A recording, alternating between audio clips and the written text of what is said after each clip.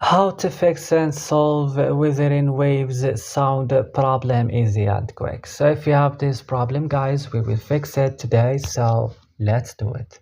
Open the settings of your mobile phone, click at apps option, search for Wuthering Waves and click on it when you see it. Scroll down this list, click add storage, click clear cache and directly back. Click right now on force stop and click OK. Come here to Play Store or App Store and update your Wuthering Waves. Restart your device now and that's it. Don't forget to like and subscribe and see you next video.